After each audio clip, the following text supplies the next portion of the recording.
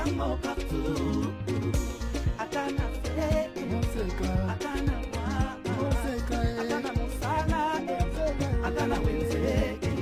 3,5, 4,5 ou 5,5 $, le wax de mon Moseka vous rend inoubliable. Merci de nous contacter. Non à la balkanisation de la République démocratique du Congo. Le Congo restera un et indivisible.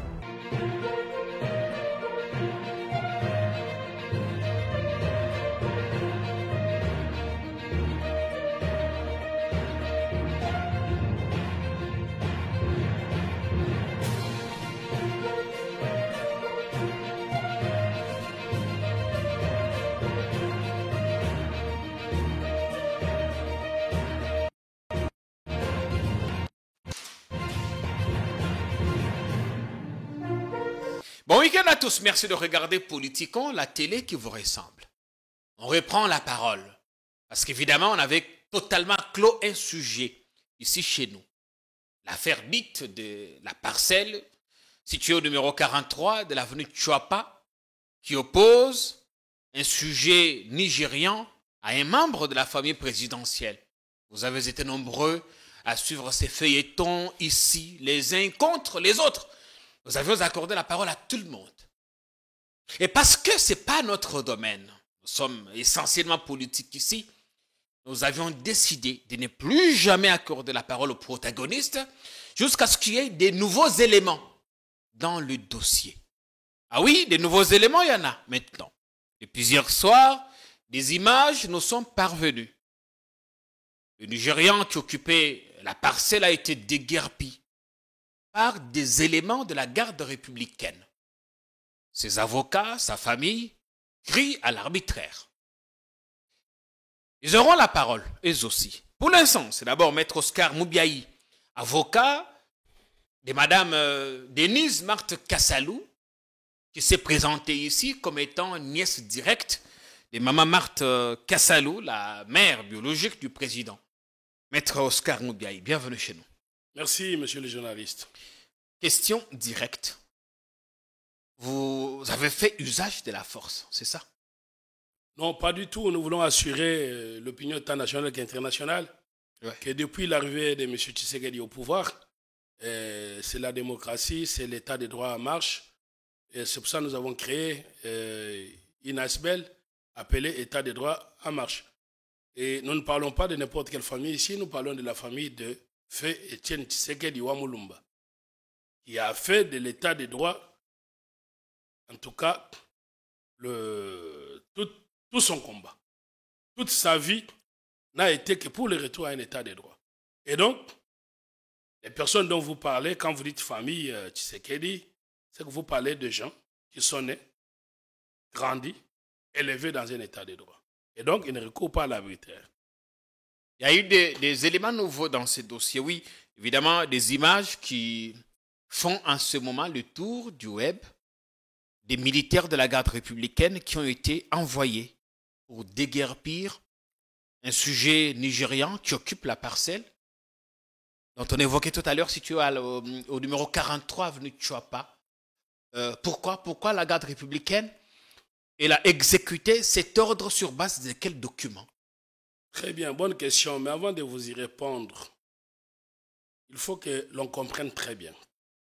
Même en France, pays de la démocratie, quand on exerce les fonctions présidentielles, ce ne sont pas, vous savez, il y a François Hollande, quand il a pris le pouvoir, il a voulu marquer son quinquennat plutôt, comme étant un mandat d'un président normal. Sarkozy lui a répondu pour dire, quand on est président, on n'est pas normal du tout. Qu'est-ce que je veux dire par là? Vous parlez bien de la garde républicaine. Vous parlez bien de la République. La garde républicaine ne protège pas l'individu Tshisekedi, ne protège pas les membres de la famille Tshisekedi, mais protège la fonction présidentielle.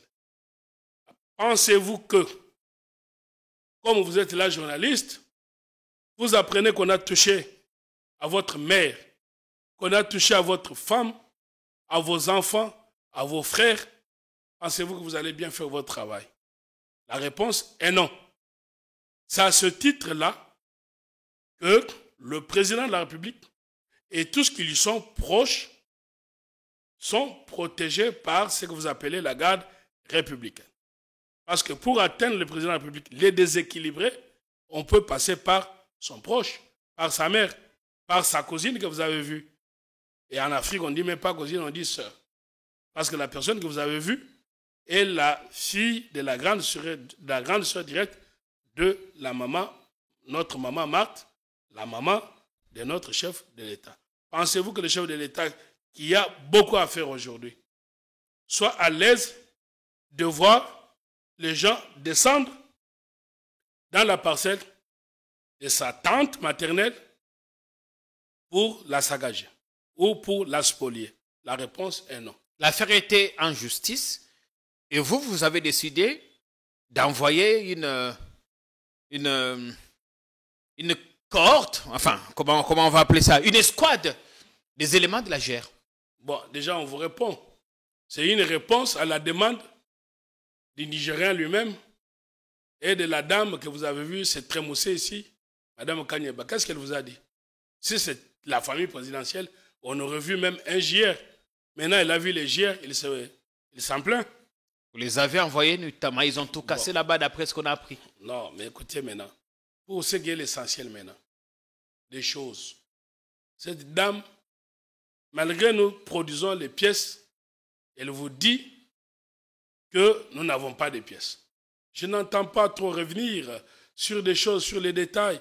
J'espère que je ne répondrai plus, en tout cas sur votre plateau, à ces questions, dans la mesure où ça risque de devenir des polémiques. La justice ne se dit pas dans les médias. Oui, justement, mais terminons complètement avec l'histoire de JR. Ils sont allés là-bas avec quel document? Terminer avec ça. Non, mais les JR n'avaient pas besoin. D'abord, avec quel document? Il y a eu la réquisition de notre réinstallation par voie huissier. Nous sommes en 2023, au mois d'août, où nous avons été installés dans cette parcelle. Les gens qui vont venir vous dire qu'ils ont été déguerpis, il n'y a jamais eu déguerpissement. Il y a eu tout simplement que la fameuse dame, Agneba, Annie, pour la citer elle-même, et vous savez, quand on dit qu'éduquer une femme, c'est éduquer toute une nation, c'est parce que les femmes doivent être porteuses de valeurs. Elle ne peut pas venir commencer à débuter des mensonges. Nous avons été installés au mois d'août de 2023. On a occupé la parcelle. Et nous avons eu beaucoup de tentatives d'envahissement. Premier envahissement, les policiers envoyés par M. le général Blaise Kilimbalimba, qui finalement contacté, a dit qu'il s'était trompé, on l'avait induit en erreur. Il nous a réinstallés. En tout ça, cette famille modeste n'a jamais voulu faire référence au président de la République, ni encore au moins à leur lien avec le président de la République. Oui, Mme Kassalou était ici et elle a dit qu'elle n'a jamais voulu, ne serait-ce qu'avoir un seul élément de la garde républicaine. Mais d'où vient l'idée aujourd'hui d'envoyer une... Nous y arrivons. Deuxième envahissement, le général Dodo Chinyama.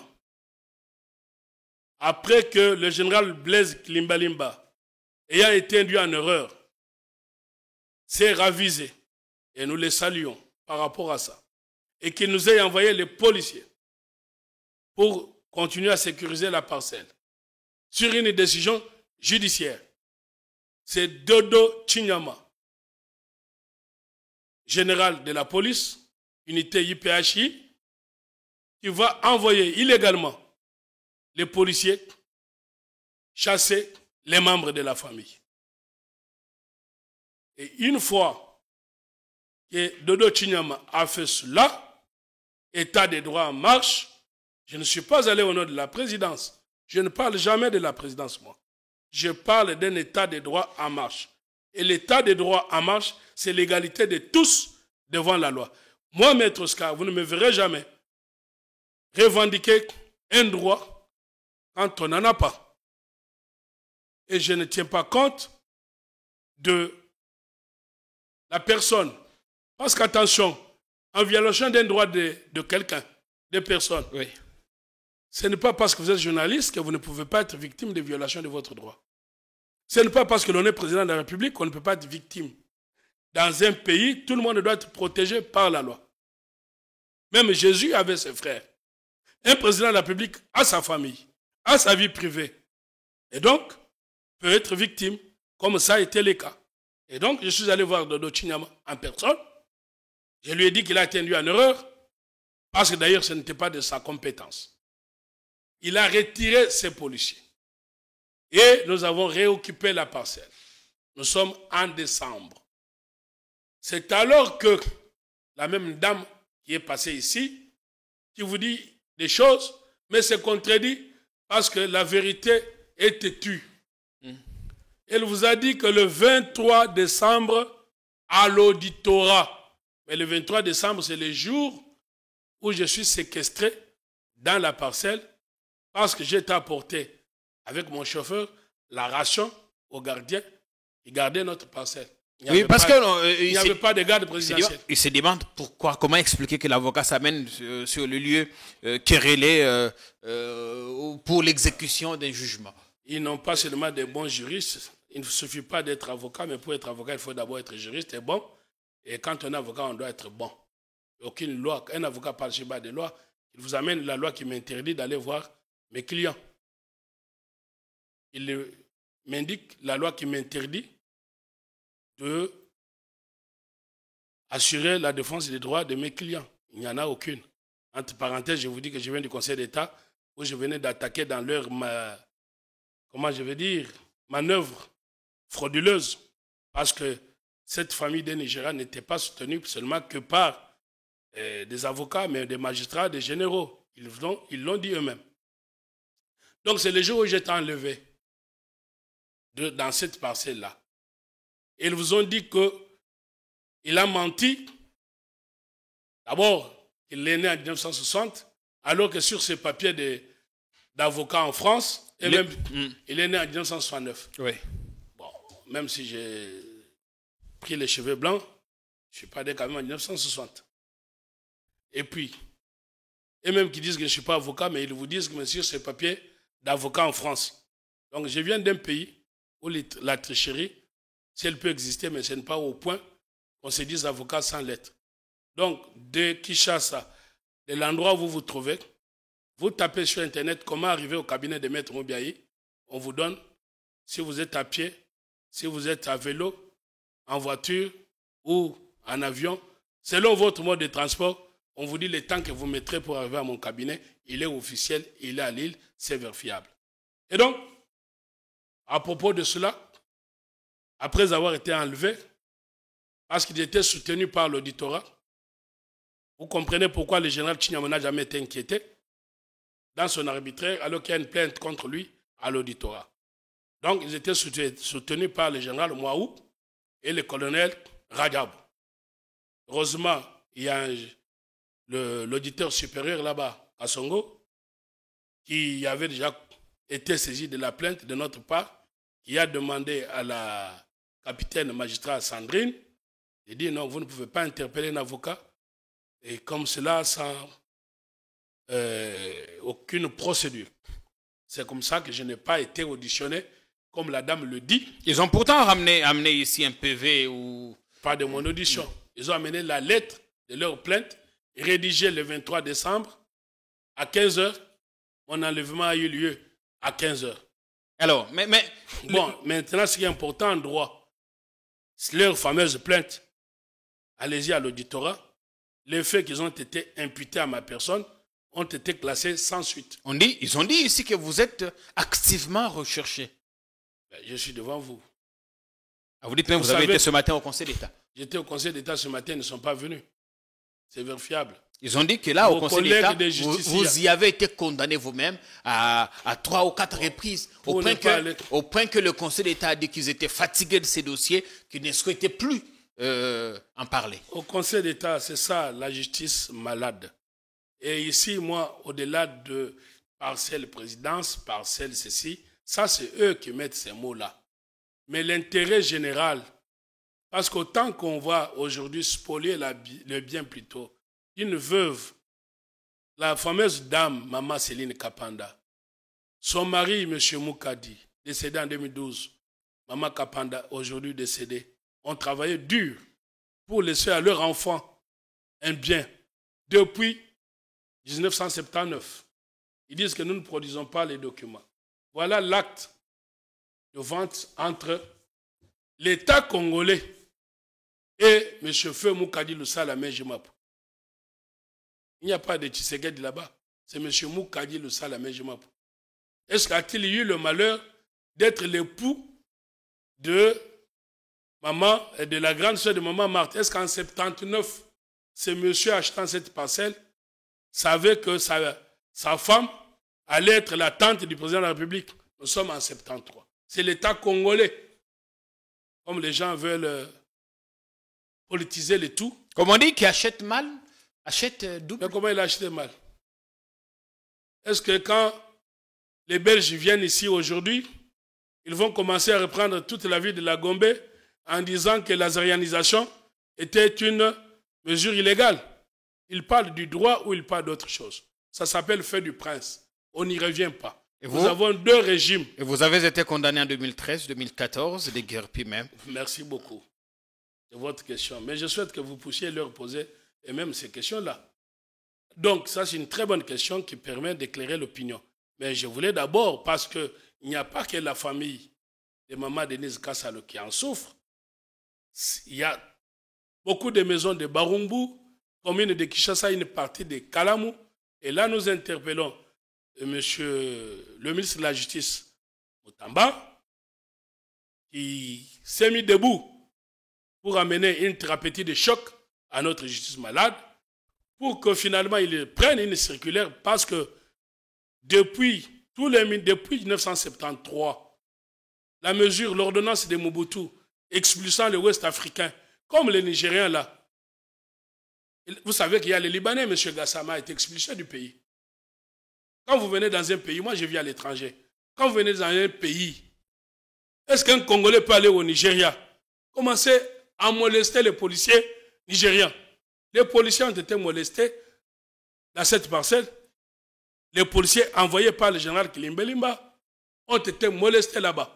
Et c'est parce qu'on a remis en cause la filiation de Mme Kassalou à la famille présidentielle que vous avez décidé d'envoyer pour défendre quelqu'un, la garde républicaine, oui. Est-ce que pour défendre quelqu'un, on a besoin d'établir son lien avec le chef de l'État? C'est en cela que Mme Kassalou vous a dit qu'il n'avait pas besoin de faire remarquer partout qu'elle est la sœur du chef de l'État. Pourtant, elle l'est et porte le nom de sa mère. Et surprise, hier soir, des militaires ont été déployés là-bas. C'est un coup de force, maître Oscar. Écoutez, je suis en train de vous dire que par rapport à votre question, la question est qui est propriétaire de la parcelle. Cette question a été posée par le parquet. Parce que pour savoir qui est propriétaire de la parcelle, on interroge les cadastres. On doit cesser au Congo où tout se passe dans les réseaux sociaux. Pour savoir qui est propriétaire de la parcelle, comme pour savoir qui est propriétaire d'une voiture, on demande où est la carte rose. La carte rose, on demande, on interroge la DGI. On interroge la DGI. Pour la parcelle, on interroge le cadastre, les services de titres immobiliers. Le parquet a interrogé les cadastres. Voilà les rapports du cadastre. En 1979, la parcelle appartient à M. Lusala Moukadi Benjimapou. C'est le premier paragraphe. Oui. La parcelle numéro 1922, au plan cadastral de la commune Barumbu, tout ça, ok. Au nom du citoyen Moukadi Lusala Benjimapou, certificat d'enregistrement en cours de validité. En cours de validité. Maintenant, voilà leur tricherie. Nous sommes là depuis 79.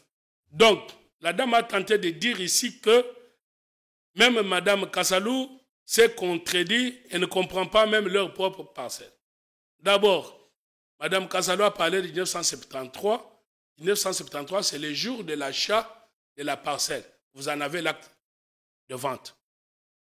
En pièce contre pièce. Eux-mêmes, ils vous disent ici qu'ils sont propriétaires et que leur passeport a été confisqué à la DGM il y a 5 mois. Mais il y a 5 mois, elle-même vous a dit que Mme Kassalou était fantôme elle n'existait pas. Brusquement, elle commence à vous dire, Madame Kassalo avait ordonné à la DGM. Vous avez usé du trafic d'influence. Mais si nous étions fantômes, ça veut dire qu'on n'était pas connus. Comment on va user du trafic d'influence? Elle est dans ses contradictions, vous lui avez posé la question. Donc, il y a 5 mois, ce n'est pas Mme Kassalo qui a requis la DGM. C'est le parquet qui a requis la DGM parce qu'on vous dit ici que la Malienne, qu'on appelle fille, alors qu'on nous dit qu'elle serait née en 49. Donc, quelqu'un qui est né en 49 n'est pas un enfant. Ils nous ont indiqué, ils vous disent qu'ils ont acheté et qu'ils ont pris des photos au cadastre avec la Malienne. C'est ce qu'ils ont dit. Alors, comme ils ont dit comme ça, en bon avocat que je suis, j'ai posé la question. Est-ce qu'une personne qui est au Mali a envoyé quelqu'un vendre pour lui, ou bien vous avez acheté entre ses mains? Ils ont dit qu'ils ont acheté entre les mains de Maliens. Et on a interrogé la DGM. Si on veut savoir si personne est entrée au pays ou pas, on interroge la DGM, les mouvements migratoires. La réponse, cette dame malienne n'est jamais entrée au Congo. À cet effet, les investigations menées dans la base des données des mouvements migratoires indiquent que mademoiselle Fatoumata Sissé est un sujet malien né le 16 mai 2014 et a effectué qu'un seul mouvement transfrontalier le 16 mars 2022, date à laquelle elle était sortie du territoire national à destination de Bamako au Mali. Franche collaboration, Charles Hubert Kitenge et Mehdi, directeur de cabinet DGM. Donc, pour savoir si Jean-Pierre Kayembe est entré ou sorti du pays, c'est la DGM partout au monde. Mouvement frontalier. Et la personne, comme Kayembe, vous n'êtes pas seul à porter le nom de Kayembe. Donc la Fatoumata ici, c'est dont on parle là-bas, ce n'est pas la même. C'est une fille née en 2014. Et une fille qui est née en 2014 est encore mineure. Est-ce qu'une mineure peut vendre un bien immobilier? Donc ce n'est pas elle. Elle n'est jamais entrée au Congo. C'est la DGM. Et là, Maman Kassalo n'avait pas dit qu'elle était... Ils ont pourtant pris des photos qui ne nous ont pas... Entre le rapport de la DGM et les photos qu'on peut prendre sur les Photoshop, c'est ce qu'on retient. À la même DGM, le monsieur est allé. Et je vous ai dit, ce qui est paradoxal, quand on a retenu son passeport à la DGM, elle qui dit que nous sommes dans le trafic d'influence, ils sont allés voir les cabinets du Conseil spécial du chef de l'État, le professeur Essambo, dont le membre a appelé la DGM pour imposer à la DGM de retourner les passeports qui est toujours saisi du Nigérian. Mais pourquoi on a retenu le passeport du Nigérian? Parce qu'arrivé, on lui demande où est votre acte de vente. Moi, je vous ai produit notre acte de vente de Papa Moukadi de 1973. C'est ce que sa fille a dit. Il ne faut pas confondre l'acte de vente de 73 avec le certificat en 79. Parce qu'on commence par acheter et ils n'ont jamais été au cadastre. C'est pour ça qu'ils ne connaissent pas comment ça se passe. On achète. Ils ont dit que Emmanuel, le Nigérian, est propriétaire de plusieurs autres parcelles ici. Homme d'affaires prospère qui a donné de l'emploi à une centaine de Congolais. Même si vous êtes homme d'affaires, achetez bien votre parcelle. Vous n'allez pas prendre les parcelles d'autrui. Parce que vous êtes homme d'affaires. Vous n'êtes pas homme d'affaires, vous êtes escroc, monsieur. Et là, ce n'est pas une injure. Un monsieur comme ça, il doit être interpellé. Je vous dis, j'ai fait le droit des étrangers en Europe. Quand vous avez les troubles à l'ordre public, parce qu'ils ont dit son passeport est en cours de validité. Non, vous pouvez être en séjour régulier dans un pays étranger, mais quand vous commettez des troubles à l'ordre public, on vous refoule. C'est depuis le matin que je parle. On vous refoule. Et je vous ai donné l'exemple. Sous Mobutu, les Maliens ont été refoulés. L'ordonnance existe. Nous sommes en 1971. OK? Oui. Et des Libanais ont été refoulés ici. La suite, parce qu'on avait dit qu'on ne mettrait pas beaucoup de temps. Et donc, non, mais je vous répondais. Alors maintenant, pour finir, par rapport à ça, moi, je ne prends pas beaucoup de temps là-dessus. Les pièces que je vous produise, ils vous ont dit que c'est leurs propres pièces. Oui, ils ont spolié la parcelle d'autrui. Et moi, j'arrive au Congo en 2023, on me consulte. Et ils croyaient que c'était fini, ils avaient tout gagné. Quand on me consulte, je trouve que c'était illégal. Tout ce qui a été fait. Et je demande l'annulation de ça. Bon, alors, ils vous disent quoi? Ils vous produisent un jugement qui est là-bas, de 2013. Regardez la date. Parce que vous nous demandez d'aller vite. Ainsi prononcé, jugé.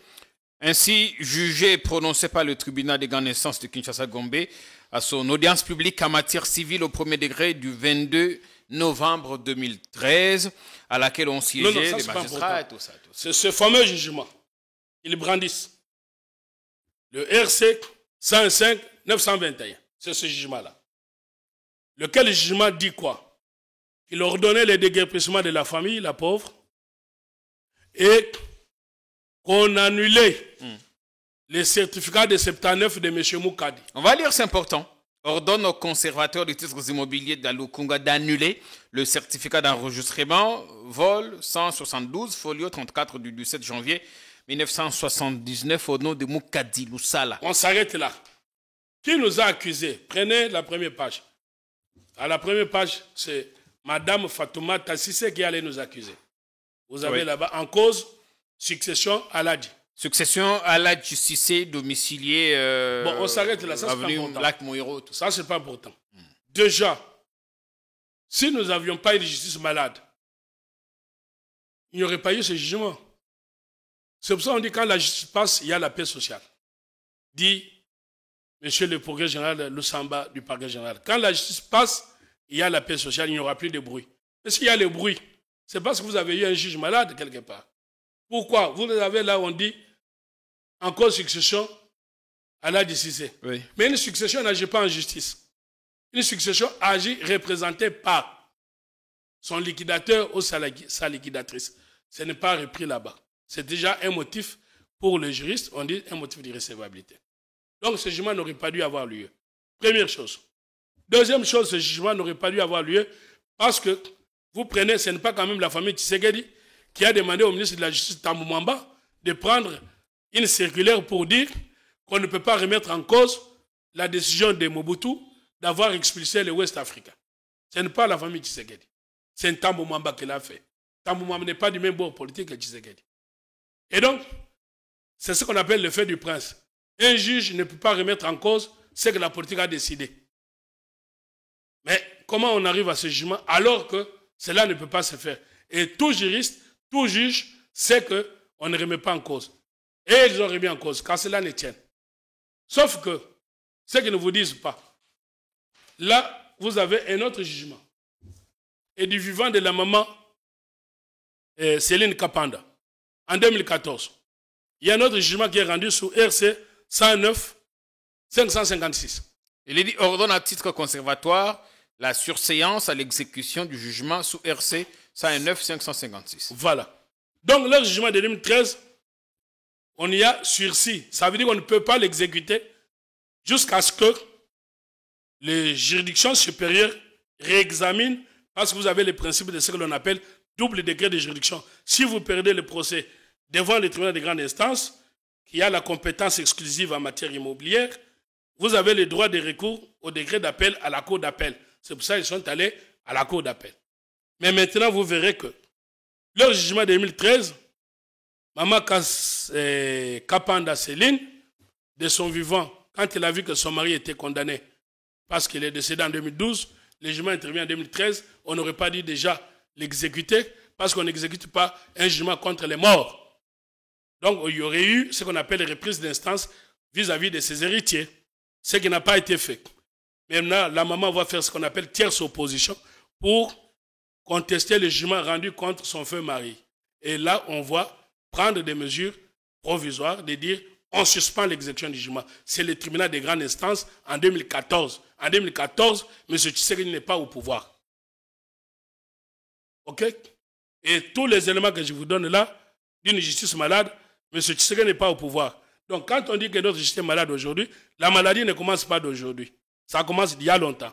Sauf que M. Tshisekedi a eu le courage de le dire, et il est de notre devoir en tant que professionnel d'apporter maintenant la thérapeutique des chocs. Donc, vous avez compris que ça a été suspendu. Maintenant, expliquez-moi, même les gens qui disent, même si on n'aime pas Tshisekedi, un jugement est frappé de surséance en 2014. Ça veut dire qu'on ne peut pas l'exécuter.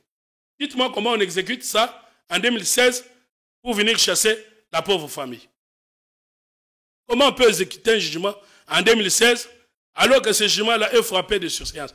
Le jugement de 2013, là, C'est ce jugement-là qui avait mis dehors la pauvre famille. C'est comme ça, quand j'arrive, on me consulte, je regarde, je vais aux archives, je vais découvrir tout ça, toutes les irrégularités. Et nous avons un inspectorat général des services judiciaires. Quand on dit qu'il faut guérir notre justice, mais il faut démarrer le moteur de l'inspectorat général des services judiciaires, qui doit être aussi connu comme on connaît l'IGF, pour qu'on mette de l'ordre. Et vous savez qu'on dit quoi? Les décisions de justice sont rendues au nom du peuple. Exécutées au nom du chef de l'État, du président. L'article 149 de notre Constitution. Est-ce que notre peuple se retrouve dans des décisions de justice? Est-ce que quand vous rendez un jugement unique, vous condamnez les morts, vous mettez les orphelins dans la rue, vous ravissez les biens de gens, et ce jugement doit être exécuté au nom de Tshisekedi Tshilombo? Alors c'est sur base de cette lettre de l'IG que vous avez installé la garde républicaine là-bas? C'est pour cela, non, c'est pas ça. C'est pour cela, tous les inspecteurs des services judiciaires depuis 2016, l'inspectorat général des services judiciaires est chargé de vérifier la régularité des décisions, de l'exécution des décisions de justice. Tous les inspecteurs qui se sont succédés depuis 2016 jusqu'au dernier, monsieur l'inspecteur Esabe, au nom de continuité des services publics, en bon avocat, j'ai saisi l'inspectorat qui est investi par l'ordonnance loi pour contrôler la régularité en démontrant, écoutez, nous avons un jugement, ils ont un jugement de 2013. Nous avons celui de 2014 qui annule celui de 2013. Mais comment ils vont nous déguerpir en 2016? C'est qu'il y a eu irrégularité. Et ils regardent dans les dossiers, ils trouvent que les inspecteurs qui lui ont précédé avaient déjà dit ça. Et ils regardent, ils trouvent qu'il y a les circulaires d'Intambo Mwamba. C'est pour ça que nous demandons au ministre Moutamba de prendre une circulaire rapidement pour qu'on n'ait pas de problème comme ça sur les régimes immobiliers de ce que l'on appelle les biens de l'Ouest africain. Il n'y en a que deux, Zarianisé et Ouest africain. Et donc, il va prendre la lettre pour nous réinstaller. La lettre est là. C'est comme ça que nous sommes réinstallés. Si vous lisez le dernier paragraphe. Il y a donc lieu de rétablir la situation dans son pristine état. Donc, pristine état, c'est-à-dire la réinstallation des successions Moukadilou Sala dans la parcelle Kirélé, acquise régulièrement à la suite des mesures prises par la République en 1971. Ça, c'est depuis 2016. En 2016, M. Tshisekedi n'est pas au pouvoir. Ça, c'est tous les ministres de la Justice, tous les inspecteurs. Ce n'est pas M. Tshisekedi qui a institué l'inspectorat. Ces lettres-là existent. Mais ce qui va vous surprendre pour dire, quand vous voyez les chefs de l'État pleurer, il faut croire à sa volonté. Mais il n'est pas seul. Seul, il ne peut rien. Mais avec tout le monde, il peut. Il vient de nommer des nouveaux juges et des nouveaux chefs de juridiction. Vous prenez un président du tribunal de paix, un jeune, à qui le chef d'État a fait confiance, M. Ngando, du tribunal de paix de Kinshasa-Gombe. Lui, malgré tout ça, il va aller condamner les liquidateurs de la succession au nom de Moukadi, les pères. On dit, mon père est déjà mort. Il dit, non, non, non. Nous le poursuivons. Toi, ça ne te concerne pas. Toi, tu es Chiteya. Il dit, mais moi, je suis Chiteya, oui. Mais Moukadi, c'est mon père. Si vous voulez m'accuser, accusez-moi. On dit, non, non, non, non. Mettez-vous de côté. Et le lendemain, on lui sort un jugement par défaut. Il est condamné. On a condamné Moukadi. Un Moukadi fictif, parce qu'il n'y a pas un Moukadi qui est lié à cette parcelle. Si c'est le Moukadi qui est lié à cette parcelle, c'est quelqu'un qui est mort. Demain, on va vous dire, nous avons gagné le jugement, on va l'aider. C'est le jugement dont Kadiembe parle. Mais, grave encore, et j'en ai fini par là. Oui. Il vous a dit, mais le même inspecteur qui a rendu cette décision de réinstaller des Moukadi, lui-même avait déjà suspendu sa décision. Et vous savez ce qui se passe? Les mêmes avocats escrocs, parce qu'ils sont vraiment... Ça, c'est grave. Je vous ai dit ici que moi, on m'a appris à l'école. Toujours pour un avocat, défenseur toujours, jamais complice. Mais quand vous êtes avocat, parce qu'on parle de justice aujourd'hui, c'est ce qui m'intéresse, moi. On nous a dit par le syndicat des magistrats, les maillons de la justice, les magistrats, les avocats. Bon, j'exclus les justiciables parce qu'eux ne sont pas dans le maillon. Je vous ai dit que le syndicat a eu à se tromper. Nous sommes avocats, acteurs de la justice. Comment voulez-vous dans un pays, franchement, comment voulez-vous que les chefs d'État ne puissent pas pleurer? Que le même avocat là, est-ce qu'on va l'appeler avocat ou on va l'appeler escroc? Il va prendre le courrier de l'inspectorat général des services judiciaires que la dame a évoqué. Il va imiter les logos des services publics, les cachets des services publics. Il va ajouter un paragraphe comme quoi l'IG, alors que c'est lui-même qui écrit, aurait suspendu l'exécution de ces mesures. C'est pour ça qu'il y a ouverture du dossier. Ils sont convoqués au parquet bien avant ça. Ils ne sont pas venus. Merci. Maintenant, si on va leur lancer des mandats d'amener, on vous convoque, vous ne venez pas. Donc, personne n'est à l'abri. Quand vous commettez des infractions, c'est ce qui fait que Maître Oscar soit aujourd'hui attaqué, menacé de mort, menacé d'arrestation. Parce que si vous êtes magistrat, vous commettez un forfait, vous n'êtes plus magistrat. Si vous êtes journaliste, vous commettez des forfaits, vous avez agi en dehors du journalisme.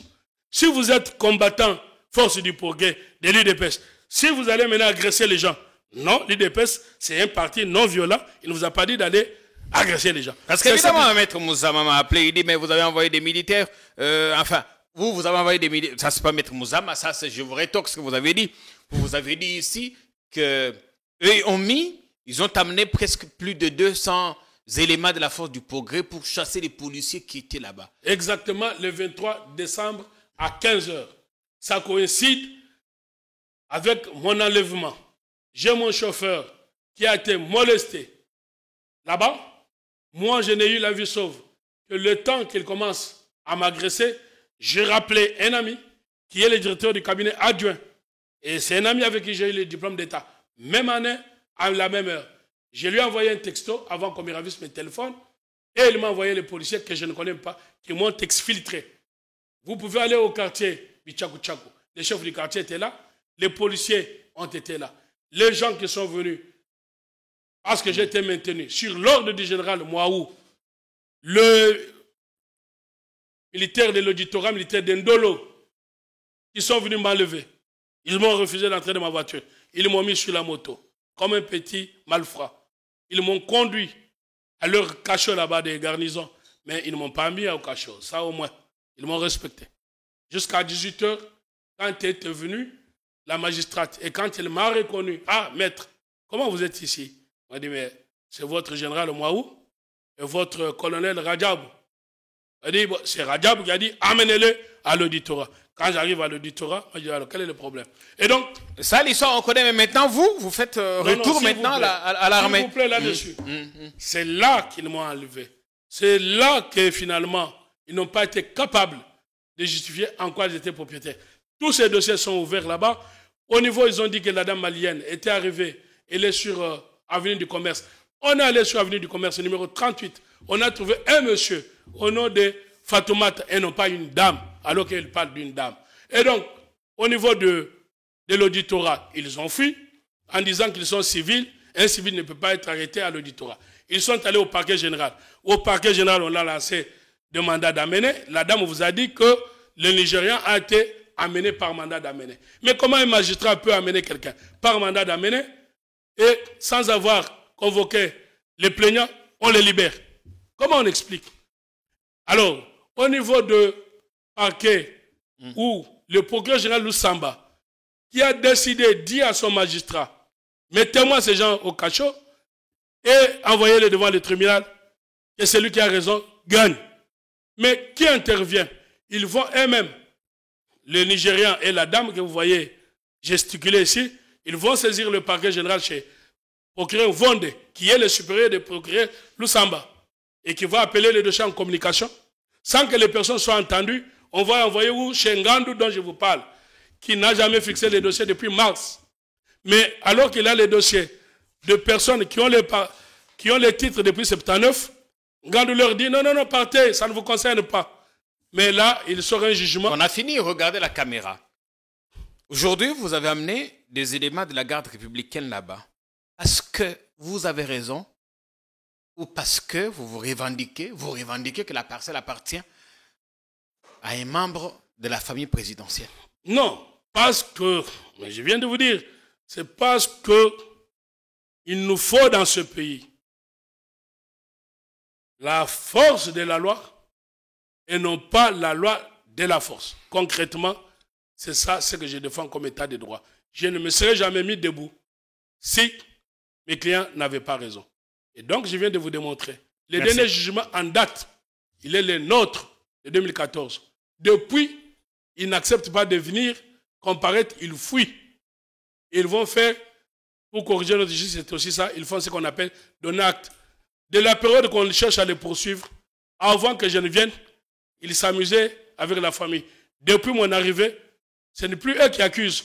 Ils font ce qu'on appelle donner acte. On en a 10. Et donner acte, ça veut dire qu'on vous dit, venez demain pour une audience, Boyako Samba. Bangoba Kimi n'est pas juge Mokonzi. Il y a un document qui donner acte. Ça veut dire juge il y a assez, à Kosambi, ça juste. Alors le Bokenan Kosamba Kuna. Et c'est comme ça qu'ils ont commencé à jouer avec la famille. Merci bien. Et ils ont trouvé le fameux président, il s'est dit président, du tribunal de paix de Kinshasa Gombe, M. Ngandou. Il est président parce que nommé par... Mais comment vous dites un président?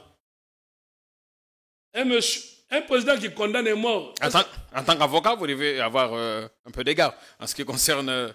Non, voilà, écoutez, qu'on se mette d'accord. C'est peut-être ça qu'on reproche à M. Moutamba. Il y a de quoi être révolté quand il y a de l'injustice et quand il y a de l'impunité. C'est que Ségolène Royal disait il y a des colères légitimes.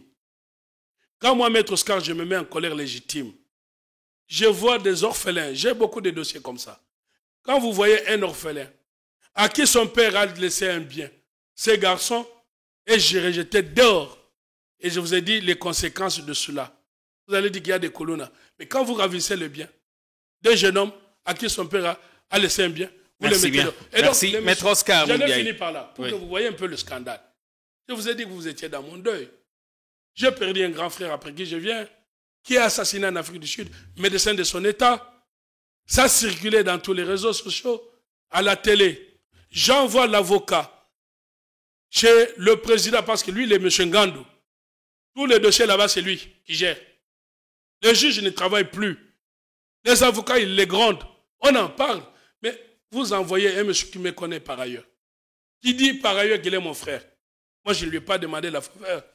Je demandais à mon avocat. J'ai admis, parce qu'on me reproche des violations de domicile, parce que j'étais allé voir mes clients qui occupent les lieux. Et donc, violation de domicile, c'est quand quelqu'un vient chez vous. Et là, je n'étais jamais allé chez eux. J'étais allé chez nous. Et c'est nous qui avons occupé les lieux. Ils n'ont aucun document qu'ils peuvent vous produire de leur occupation des lieux. Nous avions été là au mois d'août 2023 jusqu'au 23 décembre 2023 que la parcelle est envoyée par les Koulouna en hissant les drapeaux de l'île de Pes au-dessus. Mais M. Ngandou, choisis le jour où je suis en train d'entrer mon frère pour me condamner par défaut pour violation de domicile d'une parcelle d'un Nigérian qui a spolié les biens d'autrui. Merci. Et donc, s'il vous plaît, et en réponse, on lui écrit. Parce que quand vous n'avez pas été devant les tribunaux, c'est pédagogique. Les biens, tu vois pas, tout ça, ce n'est pas ça la question. Ça passera tout ça. Et ce qui ne doit pas passer, c'est l'état des droits. Parce que si vous faites l'injustice aujourd'hui, parce que vous êtes plus fort, demain, vous ne serez plus là. C'est ce que Mme Kassal vous a dit, nous ne sommes pas éternels. Et donc, moi, Maître Oscar, je ne viens pas par rapport à ça. Je viens par cette famille a été spoliée. Cette famille, on l'a baladée. Et donc, M. Ngandou, pour finir, on lui écrit. Parce que quand vous n'avez pas été à la convocation, la loi dit, quand vous avez une cause, une justification, ou une justification légitime, vous devez demander qu'on vous réjuge, qu'on ne vous condamne pas par défaut. Je lui écris, j'envoie les certificats de décès, lesquels par ailleurs avaient déjà été produits par mon avocat. J'envoie le programme d'enterrement et je le sollicite d'ouvrir les débats. Vous savez ce qu'il répond? Il répond le certificat de décès est écrit en anglais. Mais c'est normal, parce qu'il est assassiné en Afrique du Sud. Mais le corps a été rapatrié au Congo.